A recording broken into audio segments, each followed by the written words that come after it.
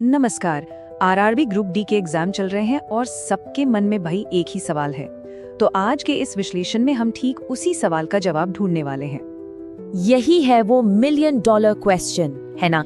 कल यानी 2 दिसंबर 2025 की शिफ्ट में पेपर में क्या देखने को मिल सकता है? चलिए आज इसी गुत्थी को सुलझाते हैं।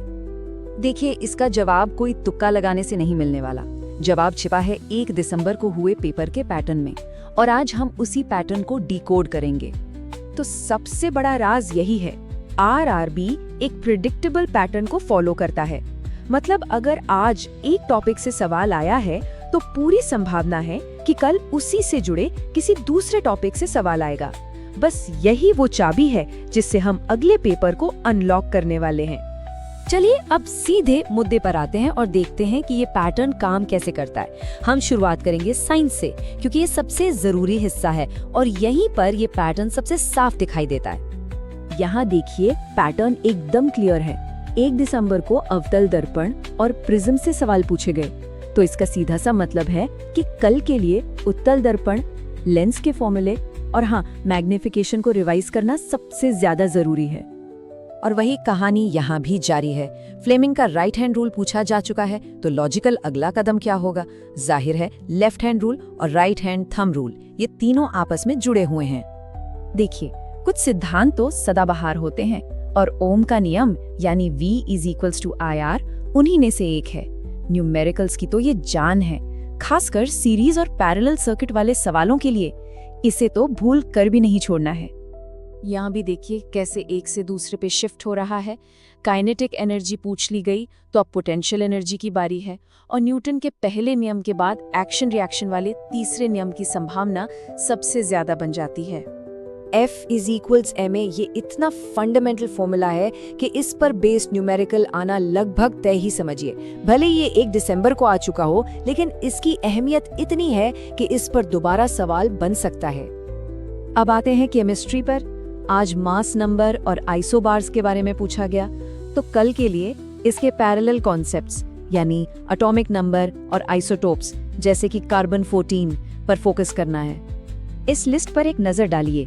ये कल के लिए हाई प्रायोरिटी टॉपिक्स हैं।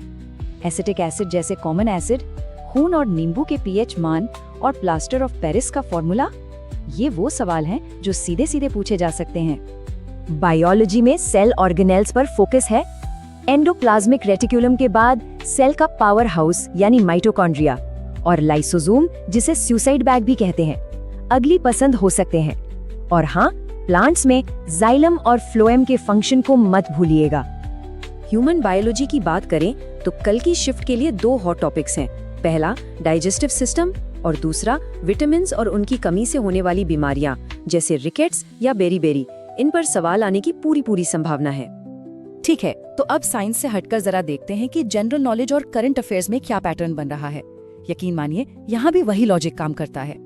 1 दिसंबर को आईपीएल और ऑस्ट्रेलियन ओपन के बारे में पूछा गया था, तो अब बाकी ग्रैंड स्लैम्स जैसे विंबलडन और फ्रेंच ओपन पर ध्यान देना है। मेजर ध्यानचंद खेल रत्न अवार्ड और विमेन्स प्रीमियर लीग भी बहुत जरूरी है।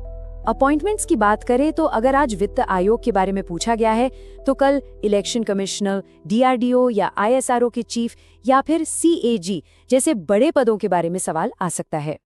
सभी इंडेक्स में एक चीज सबसे जरूरी है और वो है भारत की रैंक। आज अगर जेंडर गैप इंडेक्स आया तो कल हंगर इंडेक्स या वर्ल्ड हैप्पीनेस रिपोर्ट में भारत की रैंकिंग पर सवाल बनना बहुत स्वाभाविक है।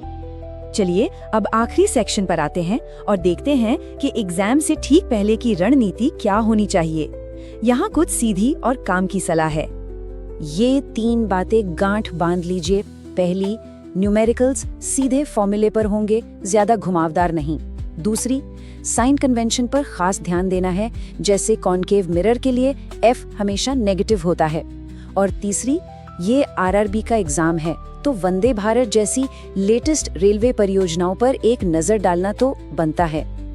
और अंत में सबसे जरूरी बात, आपने जो मेहनत की है उस पर पूरा विश्वास रखें, शांत मन से अपना बेस्ट देकर आइए। और मैं आपको इसी सवाल के साथ छोड़कर जा रहा हूँ। ये पूरा विश्लेषण जो है, ये पैटर्न पहचानने का ही खेल है। तो इन टॉपिक्स के अलावा और कौन से छिपे हुए पैटर्न नजर आ रहे हैं, सोचिएगा जरूर। आपकी परीक्षा के लिए ढेर सारी शुभकामनाएं।